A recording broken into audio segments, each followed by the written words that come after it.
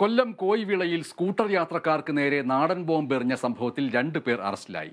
ആയുധങ്ങളുമായി എത്തി ഭീകരാന്തരീക്ഷം സൃഷ്ടിച്ചവരെയാണ് അറസ്റ്റ് ചെയ്തത്. ആയുധങ്ങളുമായി എത്തിയവർ ഭീകരാന്തരീക്ഷം സൃഷ്ടിക്കുകയും സ്കൂട്ടർ യാത്രക്കാർക്കു നേരെ നാടൻ ബോംബ് എറിയുകയുമായിരുന്നു. സംഭവത്തിൽ തേവലക്കര സ്വദേശി അതുൽ എന്ന അഗോരി വിഷ്ണു, അരിനല്ലൂർ സ്വദേശി ശ്യാം ശശീന്ദ്രൻ എന്നിവരെ തെക്കുംഭാഗം പോലീസ് അറസ്റ്റ് ചെയ്തു. കോയിവിള കല്ലുമൂട് ജംഗ്ഷനിലായിരുന്നു സംഭവം.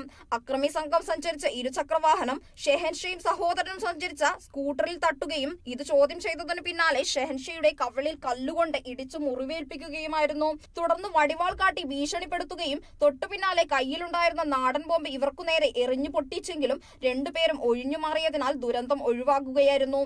വിവരമറിഞ്ഞ് പോലീസ് എത്തി 2 പേരെ കസ്റ്റഡിയിലെടുത്തു.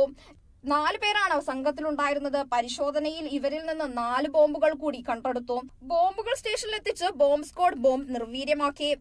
Karunagappally ASP Anjani Bhavana, inspector S Sreekumar, SI Sai സേനൽ എന്നിവരുടെ നേതൃത്വത്തിലുള്ള പോലീസ് സംഘം പ്രദേശത്ത് വ്യാപകമായ തെരച്ചിൽ നടത്തിവരികയാണ്.